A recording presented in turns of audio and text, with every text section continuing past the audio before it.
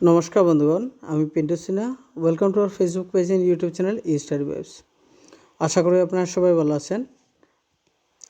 আজকে থেকে আমরা চেষ্টা করব আমাদের জিকের যে চ্যানেল আছে, জিকের যে সাবজেক্ট আছে, ওই সাবজেক্টের মধ্যে কিছু ইম্পর্টেন্ট পয়েন্টগুলো আমরা ডিসকাস করার।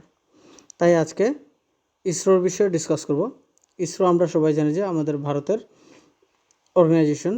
তো ইসরোর বিষয়ে আজকে ডিসকাস করব। তো ভিডিওটি লাস্ট অবধি দেখবেন। খুবই ইম্পর্টেন্ট পয়েন্টগুলো থাকবে, যেগুলো আমাদের আগামীতে আসা Assam direct recruitment, DHSP, NRD, SSC, Assam police এবং অন্যান্য কম্পিটিটিভ এক্সামে খুবই প্রয়োজন হবে। তাহলে শুরু করি। ISRO Indian space research organisation, যার ফুল ফর্ম। তো ইসরো গঠন হওয়ার আগে 1963 সনে 1963 সনে ইসরোর আগের নাম ছিল Indian national committee for space research INCOSPAR, যাকে শর্ট ফর্মে আমরা বলতে পারি। এটা গঠন হয়েছিল 1963 সনে এবং এটার ফাউন্ডার ছিলেন বিক্রম সারাভাই। ঠিক আছে, তারপরে নাকি 1969 সনে এই নামটি চেঞ্জ হয়ে ইসরো নাম দেওয়া হয়। তো 1969 সন থেকে ইসরোর এস্টাবলিশমেন্ট ডে আমরা বলতে পারি, বা প্রতিষ্ঠিত ডে আমরা দিবস বলতে পারি। তো 1969 সনের 15ই আগস্টে ইসরো গঠন হয়েছিল। ঠিক আছে, ইসরোর হেডকোয়ার্টার কোন জায়গায় আছে? কর্ণাটকের বেঙ্গালুরুতে আছে। ঠিক আছে, এখানে ইসরোর যে স্পেস স্পোর্টস সেন্টার কতগুলোর নাম আমি এখানে দিয়ে দিয়েছি। সতীশ ধাওয়ান স্পেস সেন্টার, এই সতীশ ধাওয়ান স্পেস সেন্টার গঠন হয়েছিল 1971 সনে। তারপরে Thumba Equatorial rocket launching station, এটা গঠন হয়েছিল 1963 সনে। তারপরে কুলাশেখারাপট্টিনম স্পেসপোর্ট, যেটা তামিলনাড়ুতে গত কয়েকদিন আগে আমাদের প্রধানমন্ত্রী দ্বারা শিলান্যাস করেছিলেন। এটি এখান থেকে যতগুলো স্যাটেলাইট আছে, মিনি স্যাটেলাইটগুলো এখান থেকে লঞ্চ করা হবে। ঠিক আছে, কুলাশেখারাপট্টিনম।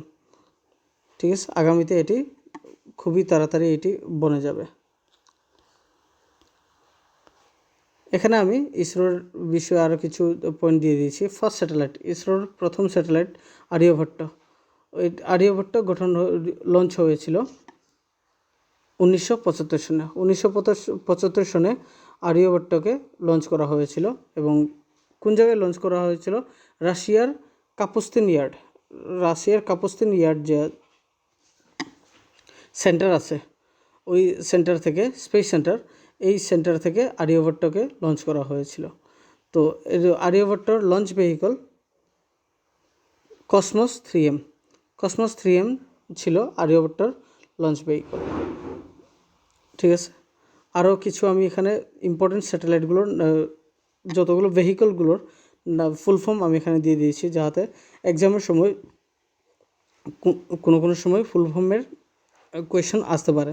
SLV satellite launch vehicle, PSLV polar satellite launch vehicle, ASLV যাকে অগমেন্টেড বা অ্যাডভান্সড স্যাটেলাইট লঞ্চ ভেহিকল বলা হয়, GSLV Jio synchronous satellite launch vehicle, LMV launch vehicle mark. ঠিক আছে, এই নামগুলো আপনারা মনে রাখবেন, এই ফুল ফর্মগুলো মনে রাখবেন। তো ইসরোর প্রথম স্যাটেলাইট কোনটি? আর্যভট্ট। এই টপিক থেকে আমরা পেয়েছি 1975 সনে আর্যভট্ট লঞ্চ করা হয়েছিল। কসমস 3M আর্যভট্টর লঞ্চ ভেহিকল ছিল। ঠিক আছে, কোন জায়গায় লঞ্চ করা হয়েছিল? রাশিয়াকে আমরা সোভিয়েত বলতে পারি, আগের জমানার মধ্যে আগে সোভিয়েত বলতো। ঠিক আছে, তো সোভিয়েত বলা হতো। তো রাশিয়ার কাপুস্তিন ইয়ার্ড স্পেস সেন্টার থেকে আর্যভট্টকে লঞ্চ করা হয়েছিল। ঠিক আছে, মনে রাখবেন। নেক্সটে আমি কিছু ইসরোর মেইন যে কাজগুলো আছে, এই কাজগুলো আমি এখানে দিয়ে দিয়েছি। চন্দ্রয়ান 1 লঞ্চ করা হয়েছিল 2008 সনে। যেহেতু কয়েকদিন আগে, মানে গত বছর চন্দ্রয়ান 3 আমাদের সাকসেসফুলি লঞ্চ করা হয়েছিল এবং ল্যান্ড করা হয়েছিল, তাই চন্দ্রয়ানের বিষয়ে আসার কিছু চান্সেস থাকবে, তাই এখানে দিয়ে দিয়েছি। চন্দ্রয়ান 1 লঞ্চ করা হয়েছিল 2008 সনে।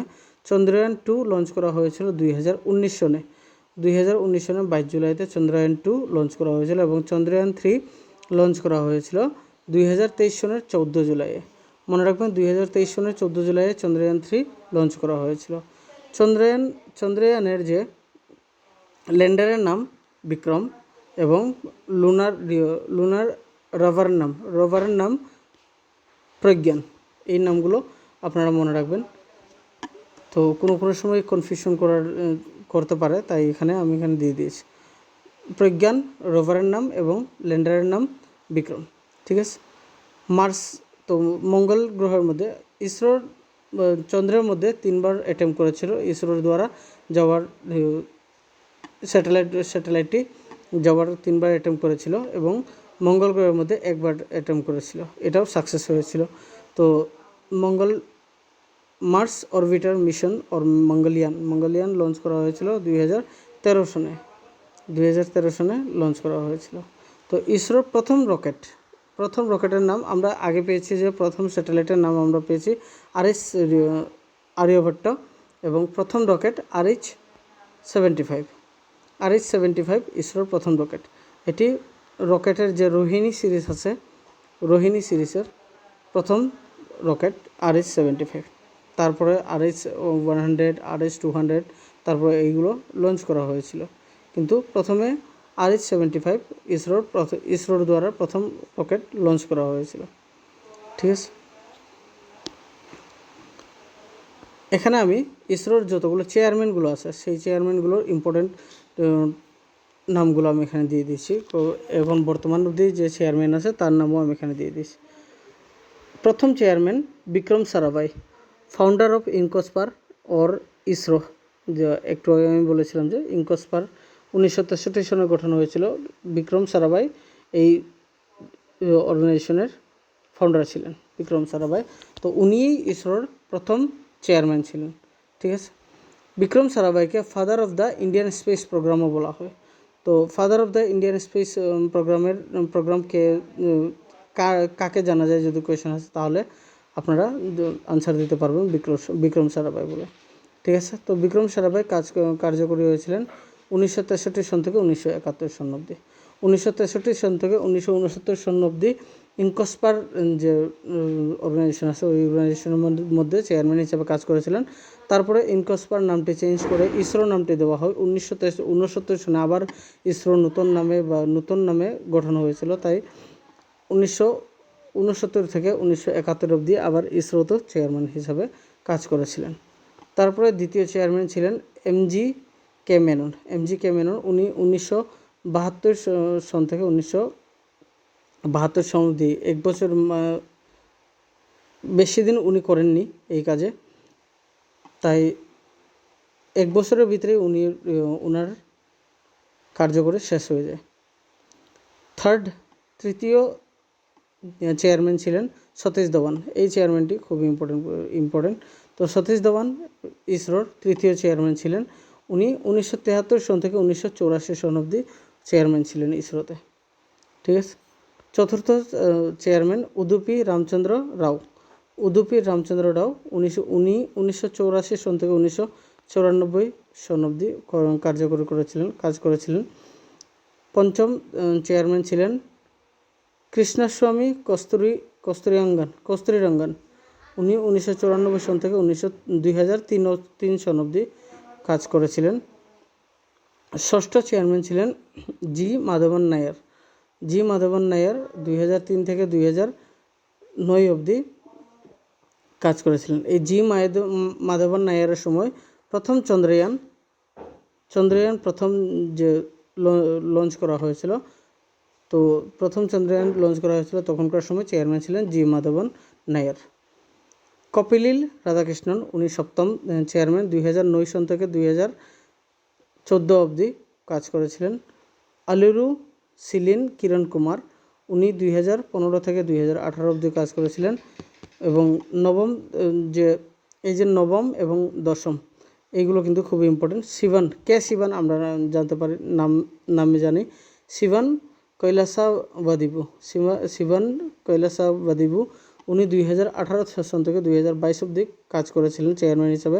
তো শিবনের সময় চন্দ্রয়ান 2 লঞ্চ করা হয়েছিল এবং এস সোমনাথ যাকে শ্রীধর পানিক্কর সোমনাথ, উনি 2022 সনে অ্যাপয়েন্ট হয়েছিলেন চেয়ারম্যান হিসাবে ইসরো। ঠিক আছে। এবং এখন বর্তমান অবধি উনি ইসরোর চেয়ারম্যান আছেন। তো আজকে ভিডিওটি এখানে শেষ করলাম। যদি ভিডিওটি ভালো লাগে তাহলে লাইক করবেন, শেয়ার করবেন এবং চ্যানেলটা সাবস্ক্রাইব করবেন। কমেন্টে জানাবেন যে আমার ভিডিওটি কি কি করলে আরও আপনাদের সুবিধা হবে এবং কি কি টপিক আপনারা জানতে চান, সে বিষয়ে আমরা চেষ্টা করব যে নেক্সট পরবর্তী ভিডিওর মধ্যে কভার করার। ঠিক আছে, এবং ভিডিওটি যদি ভালো লাগে তাহলে কমেন্ট করবেন। ধন্যবাদ।